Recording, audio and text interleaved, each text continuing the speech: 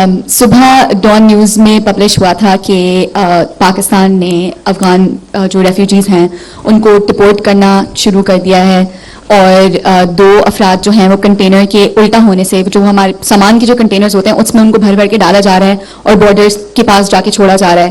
तो 2 अफराद हलाक हैं, 14 ज़ख्मी हैं। As caretaker PM of the country, as the premier of the country, do you not think that this is, again, we make it seem to the rest of the world that we're so magnanimous, look, we're a poor country, we're struggling so much, but we've taken in millions of Afghan refugees and we're giving them a chance at a good life. Is this a chance at a good life? And what is your government essentially going to do to ensure that such loss of life like we've seen this morning does not happen and that they're treated humanely, even if the deportation is happening, that it follows the due process of the law and it follows refugee law as well at the same time? First of all, I get so overwhelmed and so happy when people and youngsters like yourself speak with passion. I really like it. This is the way one should be. First of all, my dear, where are you from? Are you from Lahore? Where are you from, if I may ask? Karachi. Okay. First of all, we are not sending one single refugee to Afghanistan.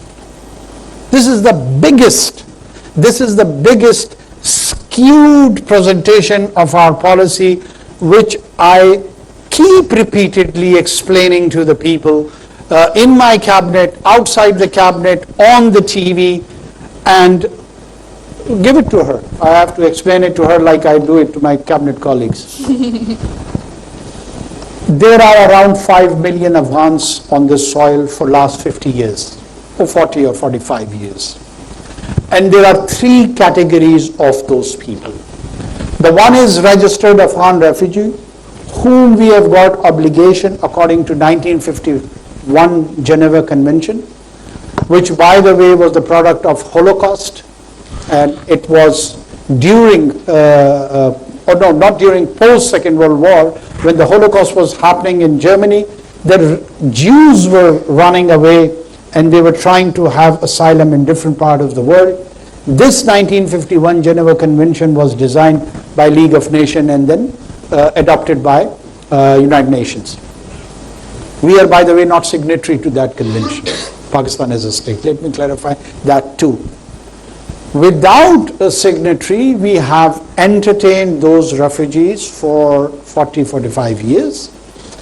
And anyone who's registered with UNHCR and our authorities as a refugee and who's residing either in the camps or otherwise is not being sent back.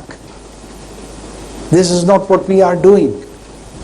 Then there are people, which is around 1 or 1.2 million, who are categorized as illegal aliens. They don't have any sort of documents.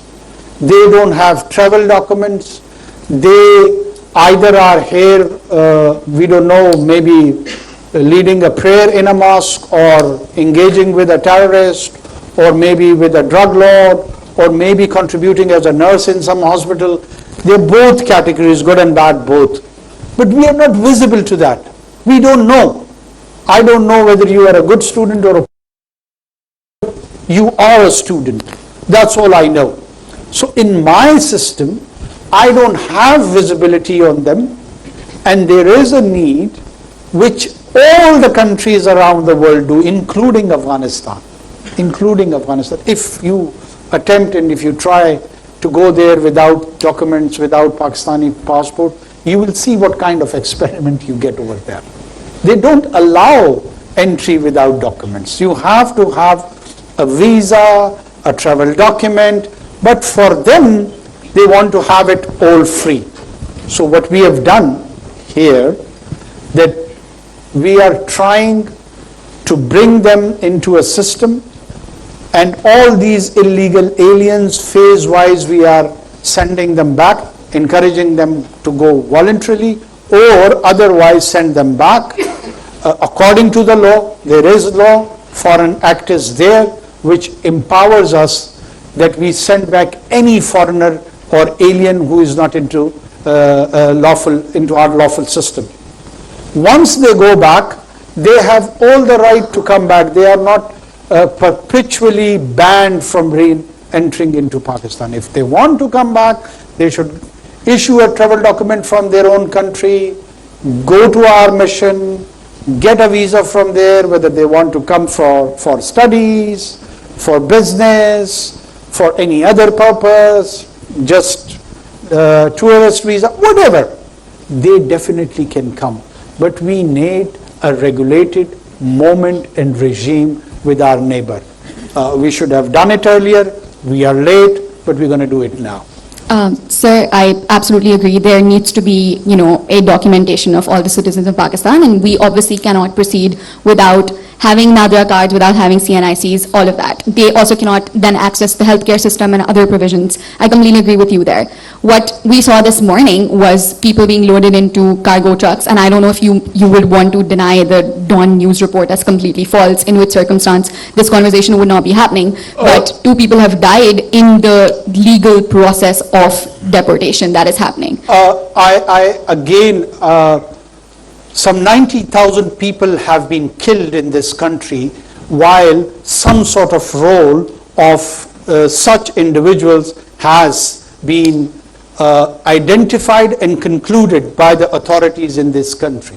I mean, I am pained too, as like you are pained by these 2 deaths. There are many deaths on all the sides. Are we for the deaths? No. Has an accident happened? I will see into that. Was it deliberate? No. We're not murderers. Come on. Absolutely. No, I'm not saying that we Right? are. Yeah. And sometime, what happened on the boats in and around Mediterranean, when people watched them criminally when they were drowning. Pakistan has not done that. What happens in the strong conservative immigration regime of Australia?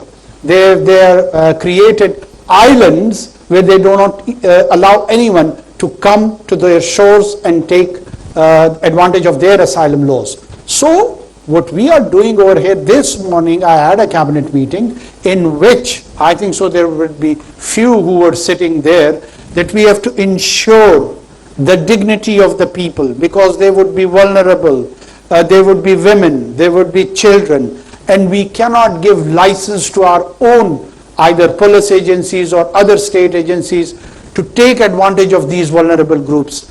I've instructed my interior minister that it should get translated to the execution level, to the implementation level. We are trying. I am a Pashtun myself. Most of them, they come from my ethnicity. So I won't be insensitive to the cultural requirements, to other humanistic requirements. All I can assure you that we are equally decent human beings, just like yourself. If you are feeling for these 2 deaths, trust me, we do too. Just feel for them. We try to rectify also that something bad does not happen, and at the same time our policies get implemented too. Many hands up. So whatever, I am dependent on my MS. Let's have